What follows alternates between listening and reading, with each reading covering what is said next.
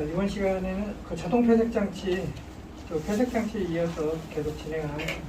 폐색도 사실은 이제 시험 문제에 좀 자주 나와요. 그래서 아까 뭐 연동 폐색이라든가 폐색 방식, 뭐 그런 이제 문제들이 좀 시험 출제가 좀 많이 되는 것 같아요.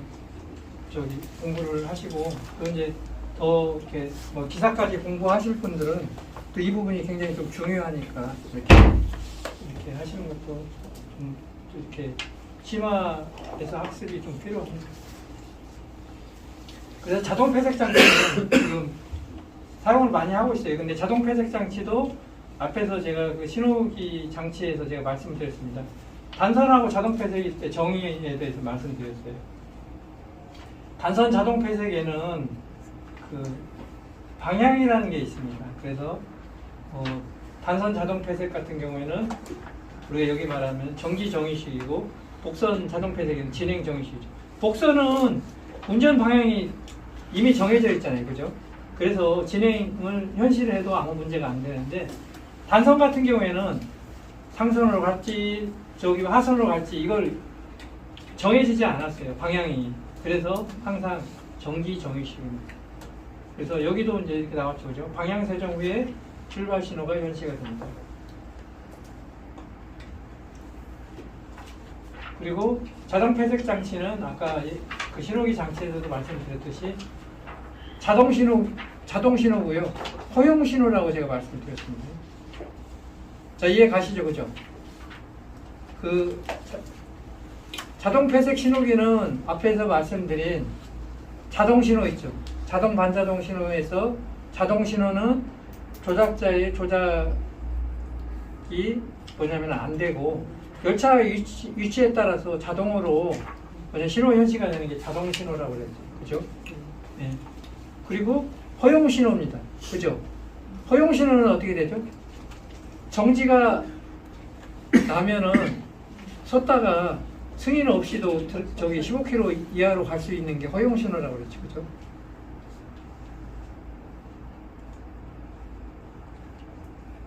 여기는 이제 그 자동 폐색이고요. 여기 폐색 방향 표시등이라고 그래서 이 방향을 선택을 하고 세정이 되어야만 여기 아까 출발 신호기가 현시가 된다고 그랬어요. 단선 자동. 근데 복선 자동 폐색은 상선 화면이 정해져 있기 때문에 이게 의미가 없는 거죠. 항상 진행을 표시를 해도 아무 문제가 없기 때문에 진행 정의식입니다. 그래서 뭐 우리 자동 폐색 신호기가 뭐 이런 모습으로 생겼습니다. 그래서 여기에 뭐 궤도회로가 있고, 또 이제 여기 발리스도 있네, 그 지상자도. 나중에 이제 ATP 뭐 할 때 발리스는 사실은 이제 우리 뭐 지상자하고 같은 역할을 하죠, 그죠? 열차에 이제 뭐 이렇게 그 신호 정보를 전송하기도 하고, 또 이제 지금 뭐 저기 현재의 위치라든가, 또 이제 뭐 국가라든가, 또 저기 뭐 우리 터널이라든가, 또 뭐 교량, 또 전차선 구조물 같은 것을, 그런 정보들을 이제 차상으로 올려주는 역할을 하는 게 이제 발리스.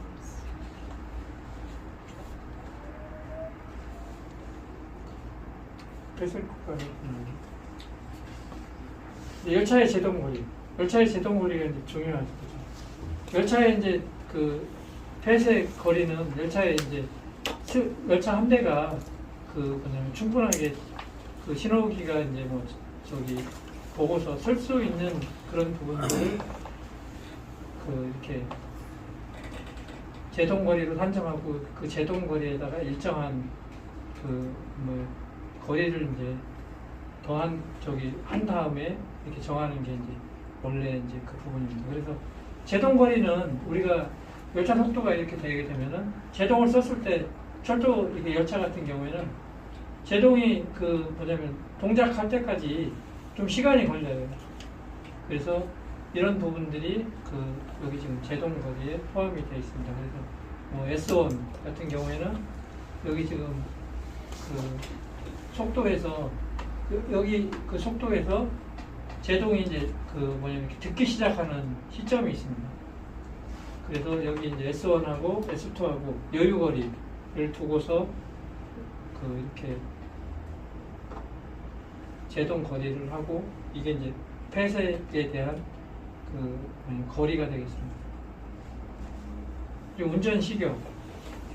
운전 식역은 그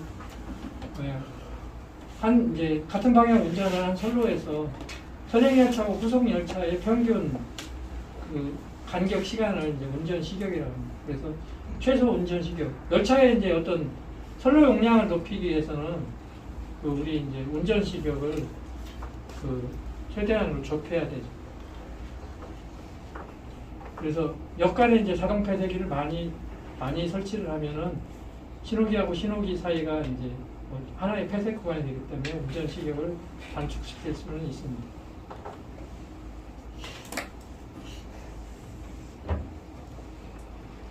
그래서 아마 이 식도 아마 시험 문제 나올 거예요.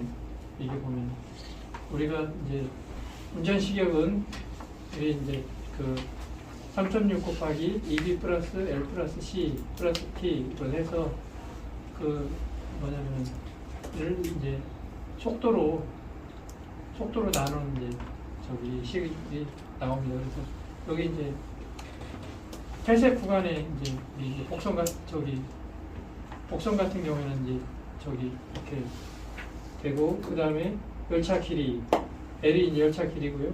C는 이제 신호 확인 거리에 필요한 거예요. 아까 그 신호기 장치에서 그 신호기 그 확인 거리가 있었죠, 그죠? 신호 예를 들어서 우리가 저기 뭐 주신호기 같은 경우 아까 600m 했었죠, 그죠? 네. 그런 것들이 이제 여기 C라는 얘기.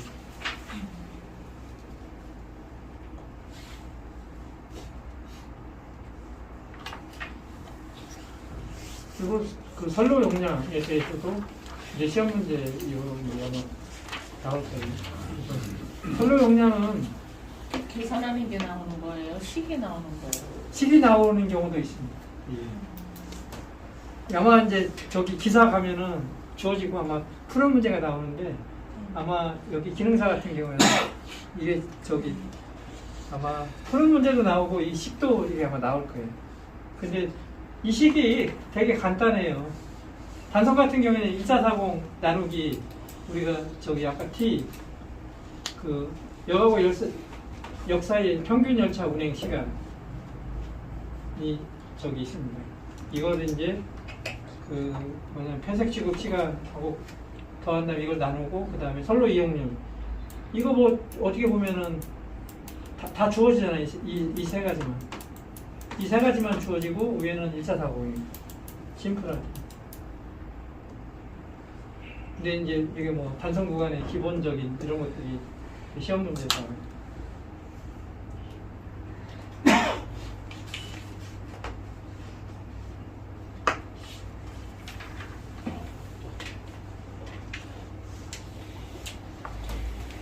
선로 관련 장치에 대해서 좀 말씀드리고 저기 들어가겠습니다. 분기기는 이제 우리가 그러니까 역 분해에서 우리가 이제 그 열차 운행이나 그 차량의 이판을 원활하게 위해서 운행 선로를 바꾸는 거예요. 한 선로에서 여러 선로로 바꾸기 위해서 이제 그 뭐냐면은 분리되거나 합쳐지는 지점에 설치한 궤도 쪽의 설비입니다. 분기기라는 게 우리 이제 보통 이제 우리 신문에 언론에 보면 탁선이라는 얘기 많이 나오잖아요. 예. 이 분기기에서 많이 이제 탁선이 이루어지는 게 분기기. 어떻게 보면은 선로에서 가장 취약 구간입니다. 이게 열차의 방향을 바꾸다 보니까 여기에 뭐 어떤 밀착이 안 좋거나 아니면은 뭐 이게 파손이 있을 때는 바로 이제 사고하고 직결되는 게 이 분기기입니다. 그래서 분기기에는 이제 우리 아까 저기 뭐야 배향과 배향에 대해서 말씀드렸죠, 그죠? 그래서 아까 첨단하고 크로싱이라고 제가 말씀드렸죠. 여기가 이제 첨단입니다. 여기가 열차가 이렇게 들어갈 때 여기는 이제 크로싱이죠, 그죠? 이렇게 두 가닥으로 나눠지는 게 크로싱 부분. 그래서 여기는 한 방향에서 두 방향으로 나눠지는 거죠, 그죠? 보통은.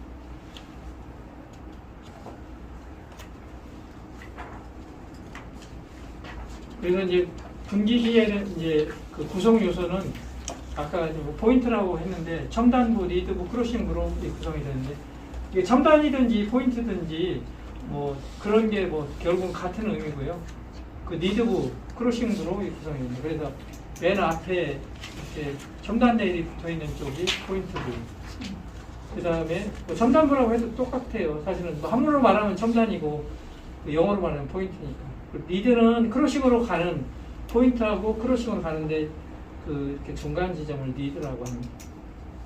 그 크로싱은 아까 나눠진 부분들이 크로싱이죠. 그죠?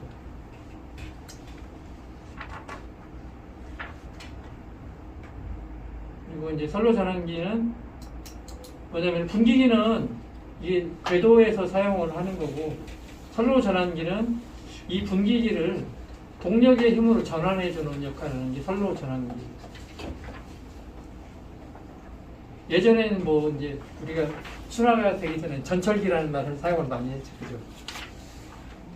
근데 전철기라는 말을 이제 지금은 사용을 안 하는 선로 전환기가 이제 좀 표준 용어가 됐고요.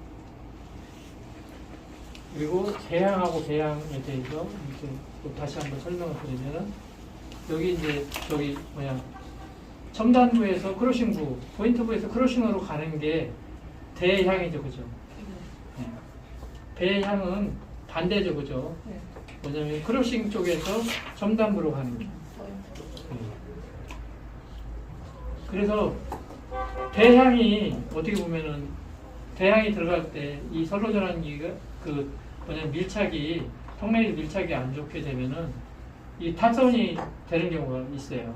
그리고 잘못된 방향으로 가는 경우도 있어요. 그래서 대향이 위험해요. 그 배향 같은 경우에는 그 뭐냐면 이렇게 밀착이 안 좋거나 그러면 여기는 그냥 여기 분기기만 째고 나가면 돼요. 그래서 대향인 경우에 지금 위험하고 사고 우려가 있다. 이렇게 말씀드립니다.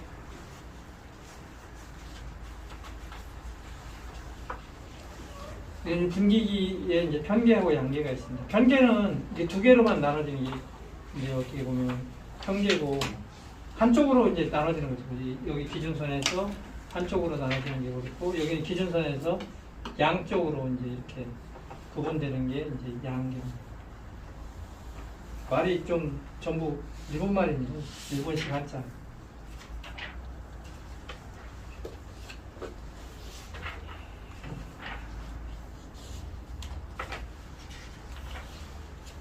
그리고 이제 그 크로싱 번호 이것도 이제 시험 문제에 나와요. 여기가 이제 저희가 그 크로싱 번호가 우리가 이제 지금 번호가 크면 클수록 분기 각도는 작아져요. 그리고 열차 속도는 높다. 그래서 일반 선용 같은 경우는 8번, 10번, 12번, 15번을 사용을 하고 고속선 같은 경우는 18번, 26번, 46번이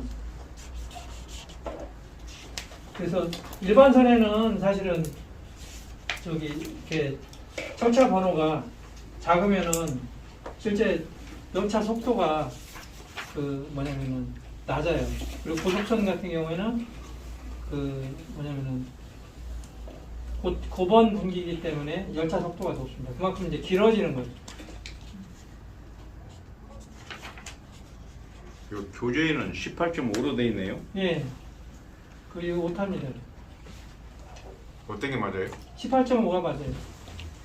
지금 저도 이거 하면서 왜 이게 18로 나왔나. 18.5예요.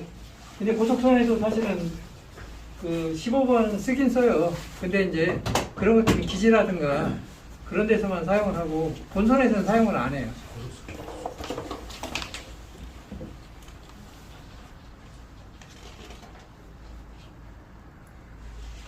그리고 이제 선로 전환기의 정반위. 이거 이제 시험 문제에 또 나옵니다.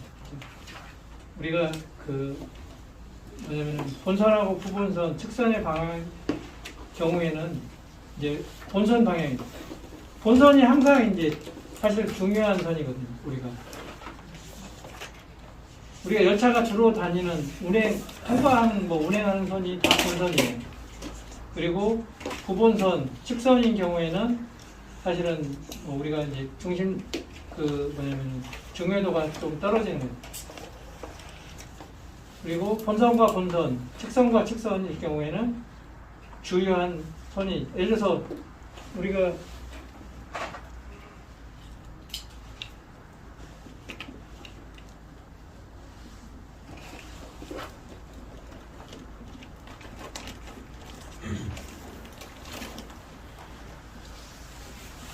만약에 경부선하고 장항선이 있다 그러면 경부선이 훨씬 더 중요하지. 주요한 방향입니다.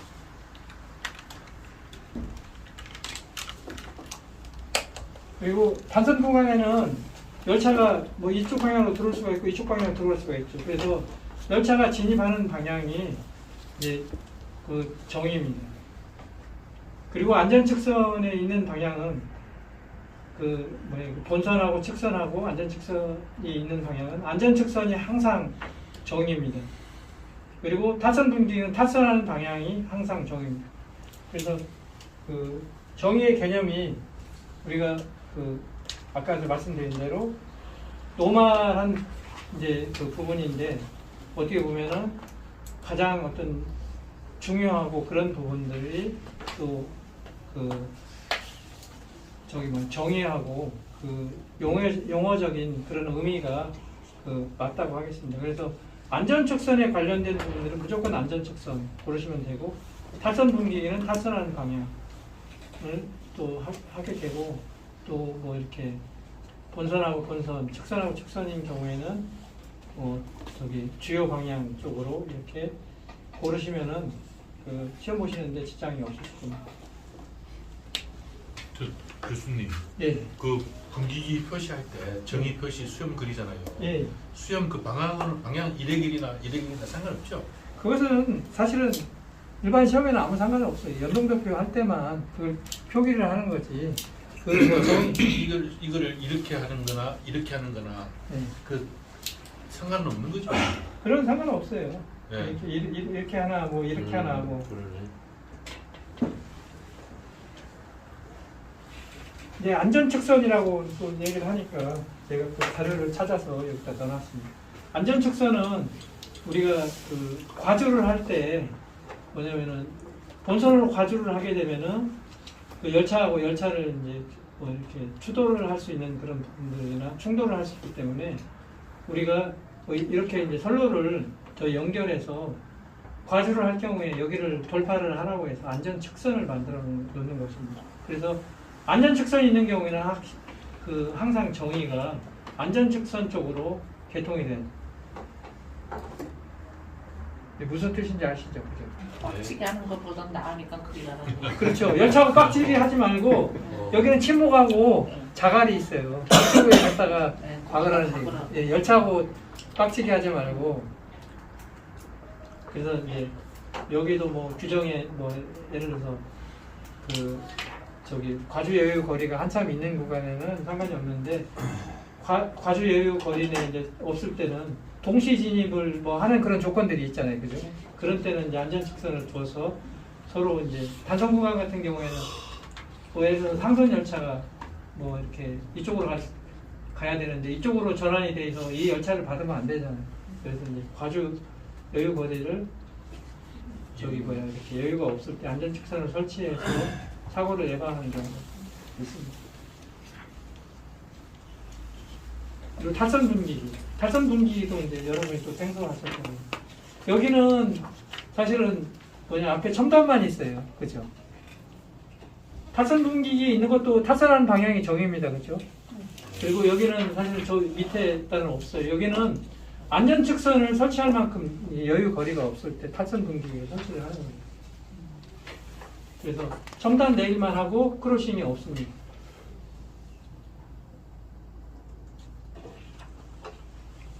그리고 선로 전환기의 이제 종류에 대해서 뭐 이렇게 하면은 구조상에는 뭐 보통 선로 전환기, 탈선 선로 전환기, 가동 크로싱 등이 있고요. 그 다음에 동력에는 수동, 뭐 동력식, 스프링식이 뭐 있습니다. 그리고 전환되는 수에 따라서는 단동, 쌍동, 삼동이 있습니다. 그래서 이런 것들 많이 보셨을 거예요. 주병전설기 이건 이제 선로에서 관리하는데 이건 이제 밀착력이 약해요. 여기 추 무게대로 해서 이제 붙들어 있고 있어서 이건 이제 뭐 우리 그 선로의 뭐 장비 유치선이라든가 뭐 그런 데서만 사용을 하게 되고 딴 선로에는 못 써요. 여기 이제 이런 거 보셨을 거예요. 핸들보 선로전환기 이런 이제 뭐 주차장이라든가 그 전기차 같은 데 사용을 많이 하고 있습니다. 이건 이제 뭐 수동으로 하고 있지만은 이게 이제 어떻게 보면 중간에 이제 전기 전철기로 가는 어떤 과정에 좀 있는 것 같아요. 그래서 이제 밤에는 이렇게 불을 켜주고 이게 지금 이렇게 그 색깔이 있죠, 그죠? 등황색으로 켜지는 건 이제 반이고 이게 또 청색으로 되는 건 정이고 이렇게 해서 표시를 해줍니다.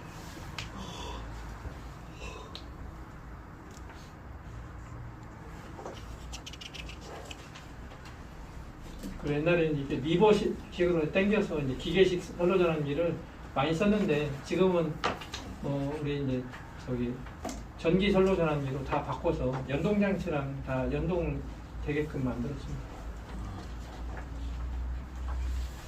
전기 선로전환기 여기 전기 선로전환기에서 이제 종류가 이렇게 있습니다. 그래서 우리가 뭐 일반선 구간에는 우리 NS형, NSAM 또 이제 MJ80을 사용을 하고 고속선 구간은 이제 MJ80이라고 저 2단계에 있는 하이드로스타를 사용을 하고 있습니다. 그리고 이제 일반 또 도시철도 같은 게 침묵형도 사용을 하고 또 주차장이나 그 옛날에 대역 같은 데는 차상 선로 전환기도 좀 사용을 해줬습니다. 그래서 이런 선로 전환기를 많이 보셨을 거예요. NS형이나 NSAM은 다 이런 형태죠. 새카만. 이 일본에서 원래 신간선 개통하려고 만들어놓은 선로 전환기를 사실은 우리가 저기 국산화해서 사용을 하고 있는.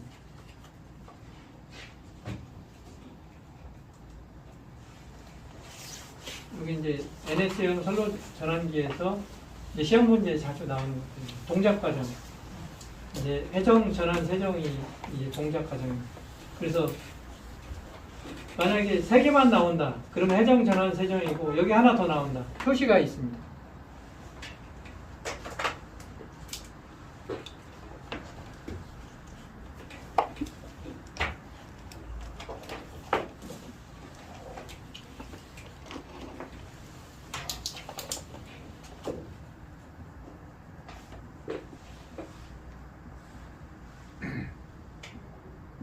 원래 이제 선로 전환기는 사실 세정창에서 기계적으로 쇠정이 돼 있어요. 그죠?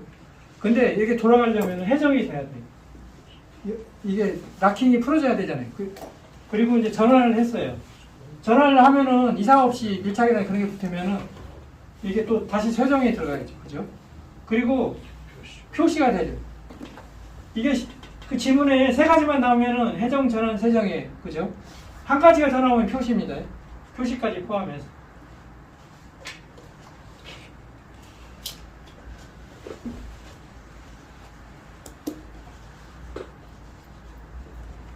그래서 이제 뭐 동작 계통에서 보면은 여기 이제 조작반에서 취급을 하게 되면은 쭉 나오면은 여기 이제 제어 계정기라는 게 그 AS예요. 아까 그 유국 자기 유지 계정기라고 그랬죠. 그죠? 그리고 모터를 돌리고 클러치, 감속 기어, 전환 세정 장치, 회로 제어기. 전환 세정 장치 역할이 이거 회전 전환 세정이에요. 여러분이 자동차에서 있죠. 여러분 이게 전동기가 엔진이에요. 그죠? 엔진하고 미션하고 끊었다 연결했다 하는 게 클러치잖아요. 그죠? 그렇게 이해하시면 돼요. 그래서 클러치의 역할은 이 전동기를 보호해주는 역할을 하는 겁니다. 그래서 나중에 다 끝나고 나면은 이 회로 제어기는 표시예요. 표시. 아까 그 4가지에서 표시 나왔죠. 그죠? 이거 표시예요. 표시. 표시를 해서 그 실내로 들어가서 이제 선로 전환기가 이상이 없다 해서 뭐 신호를 취급하던 그런 부분도 있습니다. 그리고 NSAM은 간접 세정 방식이에요. 우리 그 고속에서 쓰이는 MJ81 같은 경우는 직접 세정 방식. 그 VCC나 그 VPM을 가지고.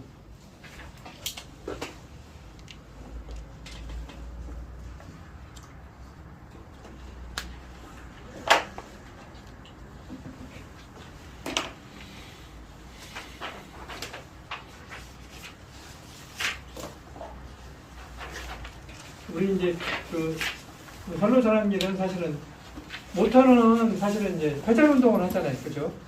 근데 이제 그 저쪽에 나중에 그 우리 첨단을 움직이는 것들은 수평 운동으로 하기 때문에 이제 우리 감속 기어 장치 같은 것들을 그 그냥 직선 운동으로 변환시켜주는 역할을 하고 있습니다. 그래서 여기도 보면은 뭐 우리 앞에 말씀해드린 뭐 이렇게 구조가 있는데 뭐 첨단도 있고 기역쇠도 있고 뭐 밀착 조절관도 같은 경우서 뭐 이런 분들은 이렇게 한번 보시고 넘어가겠습니다.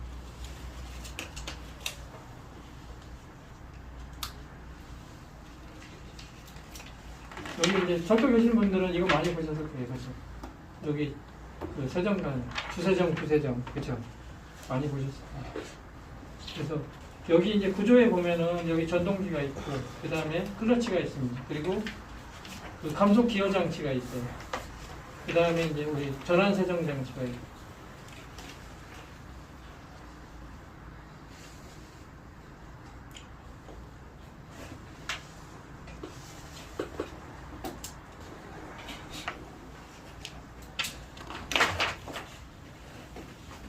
그리고 여기 이제 보면은 우리가 이제 양쪽에 이제 뭐 이렇게 그 우리 제어 계전기하고 회로 제어기가 있어요. 그래서 여기 이제 기계적인 낯에 의해서 회로 제어기는 동작을 하는 겁니다. 여기 회로 제어기 네버 있죠, 그죠?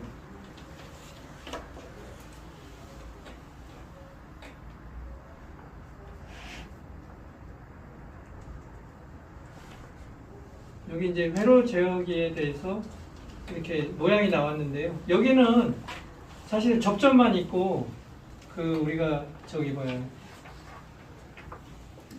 전기 자석 있는 그 부분은 코일은 없어요.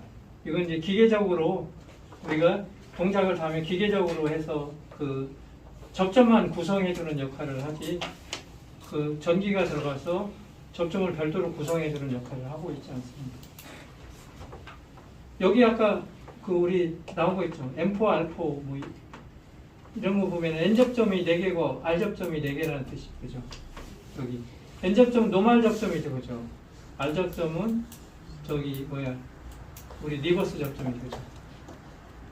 그리고 이제 밀착 검직이라는 게 있습니다. 그래서 그 기본 레일하고 여기 첨단하고 그 원래 5mm 이상 떨어지면 안 돼요. 그래서 이거에 대한 이제 밀착을 그 뭐냐면 확인하는 걸 감시하는 역할을 하고 있습니다. 그래서 밀착이 불량하게 될 경우에는 아까 뭐 이렇게 전철기를 째먹거나 아니면 다른 선로로 가거나 아니면은 파손할 수가 있거든요. 그래서 밀착 검직이라는 게 있습니다.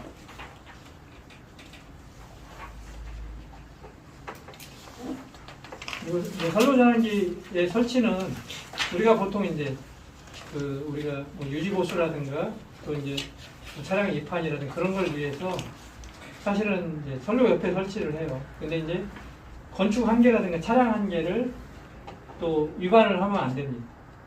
그래서 우리가 보통 이제 뭐 좌측이나 우측에 그 뭐냐면 설치를 할 수 있는데 유지보수를 고려해서 저기 선로 바깥쪽 안전한 곳에 설치합니다. 여기가 아마 그 내일 중심에서부터 아니 내측에서부터인가 이게 1m 20인가 됐어요.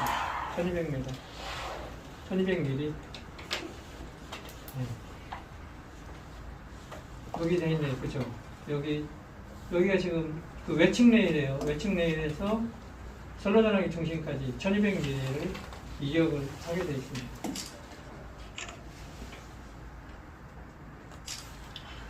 그 다음에 이제 MJ81형 선로 전환기. 여기 이제 선로 전환기가 아까 일반선에는 NS형이나 NSAM 그리고 고속철도가 다니는 부분에 운행하는 부분에도 MJ81을 놓았어요. 이게 MJ81은 이제 우리가 그 프랑스에서 사실 도입을 한 겁니다. 그래서 이게 이제 동작 속도도 빠르고 이게 안전도가 높아요. 그리고 노스 가동 분기기라고 그 뭐냐면은 우리 이제 크로싱 쪽에도 보면은 왕관 크로싱 그쪽은 사실은 이제 이렇게 승차감이 별로 안 좋아요. 또 이렇게 시끄럽고. 근데 노스 가동 분기는 그쪽에도 이제 뭐 이렇게 분기기가 있다 보니까 그 승차감이 되게 좋고 도움이 없어요. 그래서 그 뭐냐면은 MJ81하고 저기 이렇게 그 분기를 우리가 프랑스에 도입해가지고 부설을 한 겁니다. 그래서 여기 아까 저기 얘기하셨는데 18.5 이상인 노스 가동용 고속 분기기에 이제 적합하다는데 뭐 우리가 12번이나 15번도 그 일부 쓰긴 했지만 별 크게 의미는 없다.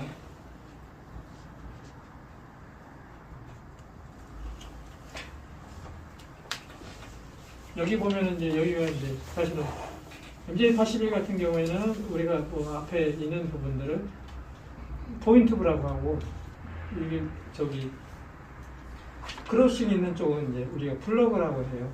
그래서 이제 우리가 프록이라는 말이 개구리 뒷다리 있잖아요. 그런 형이 되죠. 이게 사실 그 프랑스어인데 제가 봤을 때 저기 표현을 잘한 것 같아요. 개구리 뒷다리 있잖아요. 개구리 뒷다리가 이렇게 돼 있잖아요, 그죠? 그래서 이게 이렇게 돼 있고 여기에도 이제 보면은 그 직접 세정 장치가 있어서 굉장히 견고하게 붙들어지고 있어요. 그래서 사실은 안전한 그 300km로 달려도 문제가 없는 그런 부분입니다. 그리고 여기 뭐 아까 노스 가동분기라는 노스라는 거 뭐예요? 여기 코죠, 그죠? 그렇게 이제 표현한 거지. 여기가 이제 뭐 코다 뭐 그런 식으로 표현하는데 어떤 분들은 또 여기 개구리 뒷다 프로그다 그런 얘기도 하고 좀 용어의 차이가 좀 있긴 있는데 그리고 동작 계통은 다 비슷해요. 여기 뭐 아까 제어 계전기가 없죠, 그죠? 이건 바로 제어되기 때문에 전동기하고 클러치 감속기어, 전환장치, 세정장치 뭐 이런 것들은 다 똑같습니다. 그리고 여기에서 아까 말하는 그 VCC나 VPM이 얘 기계적으로 얘가 꽉 물고 있어요. 근데 저기 선로 전환기는 첨단에서 물어주는 게 아니라 그 선로 전환기 내부에서 하는 거잖아요. 간접 세정 방식. 그래서 안전도가 떨어집니다.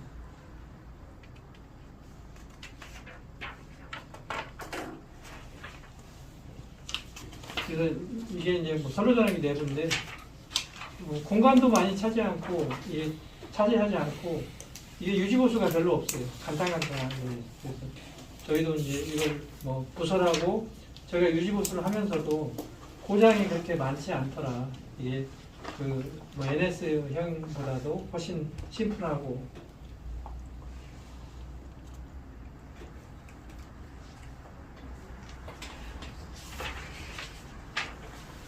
이게 고속철도 쪽에 많이 아니 고속철도도 있지만 일반 철도에도 고속열차가 운행하는 구간이 있어요. 예를 들어서 지금 저기 서울역에서 저기 금천구청역까지 고속열차가 같이 오잖아요. 그런 데도 있고 여기 예전에 이제 보면은 대전 조차장 쪽에서도 이렇게 경부선에도 거의 다 들어가 있죠. 네, 많이 팔아먹었는데 사실은 뭐 이렇게 그 선로 전환기를 뭐냐면은 이렇게 물어주는 그런 걸로서는 되게 좋은데 처음에는 이제 그 일반 철도에 계시는 분들이 경험이 많지 않으니까 고장이 나면은 이제 고장에 대한 조치를 잘못해가지고 이 분기기 못 쓰겠다 그런 얘기가 나왔는데 지금으로 봐서는 이제 안정이 되니까 상당히 좀 우수한 선로 전환기.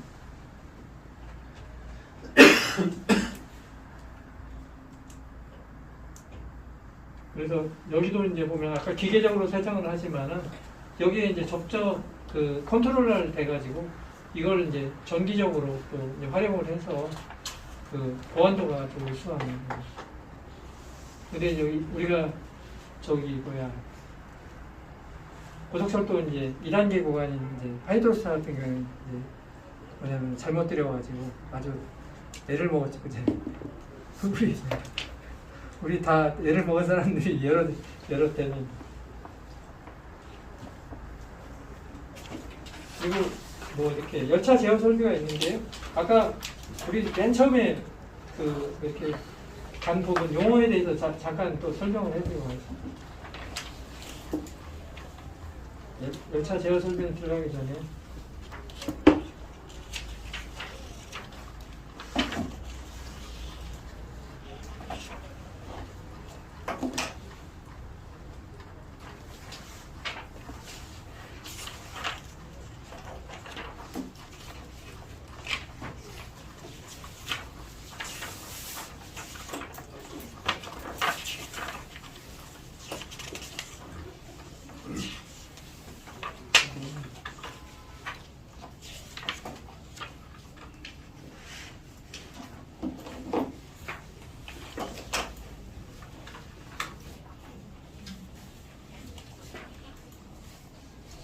이게 어떻게 보면 열차 제어 시스템이잖아요, 그죠?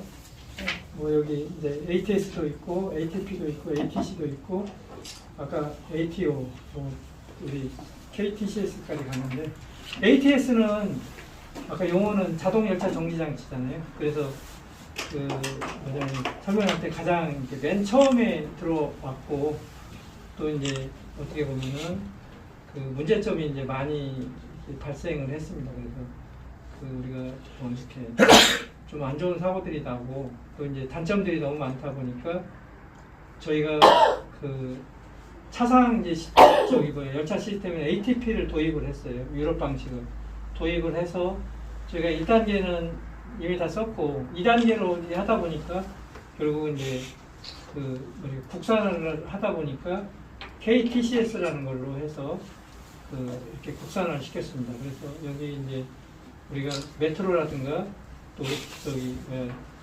고속선 또 개량 일반선에 할 때 아마 앞으로는 이제 KTCS를 도입을 할 거예요. 그리고 이제 고속선에 또 ATC가 이제 붙어 있습니다. ATC가 일반 저기 분당선 구간에도 ATC가 있어요. 그래서 그 뭐냐면 자동 우리 이제 컨트롤을 하게 되는데 그 뭐냐면은 ATO하고도 좀 이렇게 혼용해서 사용을 하고 있습니다. ATO는 지하철 구간에 이제 많이 사용을 하고 있고, 그래서 자동으로 저희가 그 운전자 없이도 무인 운전도 가능한 부분들을 해서 지금 쓰고 있습니다. 물론 뭐 다 쓰진 않지만은 우리가 뭐 GOA라고 해서 그 자동화 등급이 우리가 이제 보통 일반 부분은 우리가 이제 2단계로 해서 그 뭐냐면 반자동 운전을 하고, 지금 분당선하고 그 우리 지금 저기 어떻게 지역에서 이제 주로 사용하는 그 뭐냐면 우리 그 새로 이제 도입되는 그 신호 설비들의 열차 시스템에 대해서는 자동 운전 장치로 해서 그 무인 운전을 하고 있습니다. 그리고 이제 KTCS는 사실은 개발이 제일 늦게 된 거예요. 우리 이제 국산화하는 방식이 있어서 지금 이제 뭐 저쪽에 대불선에서 저기 하고, 지금 이제 우리 저기 LTER이라고 우리 지금 5 전에 LTE였죠, 그죠? 그 주파수를 이제 활용해서 그 무선으로 이제 저기 뭐냐 신호를 주고받고 열차도 저기 인지하는 그런 부분들로 이제 발전을 했습니다. 그럼 그게 우리 지금 코레일의 시스템의 도입 순서라고 봐도 되겠습니까? 예, 그렇죠. 그리고 결국은 우리 저기 ATS는 기존에 썼던 거잖아요, 그죠? ATS 쓰다 보니까 뭐 저기 3일시 같은 경우는 정지 때만 사실 저기 하게 되고, 또 이제 이것 때문에 또 이제 그 속도를 줄이지 않고 뭐냐면 조작만 하게 되면은 다 무효화돼 버리잖아요.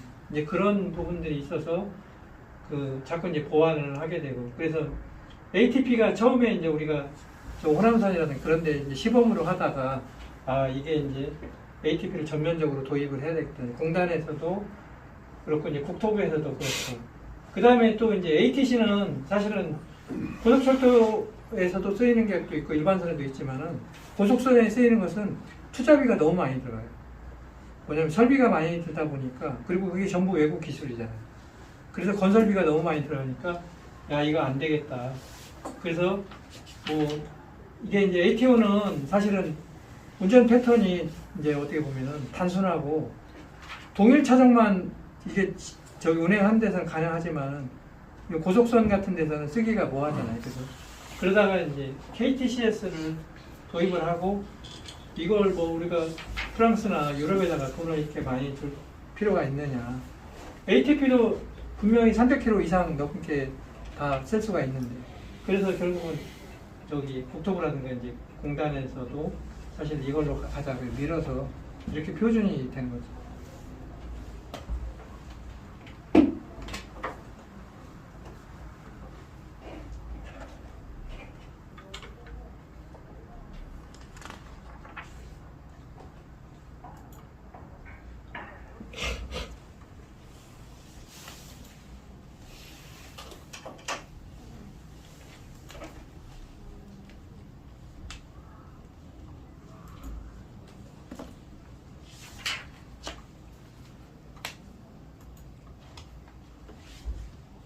네, 원래 열차 제어 설비는 저기 다음 주에 저희 다음 시간부터 하겠습니다. 지금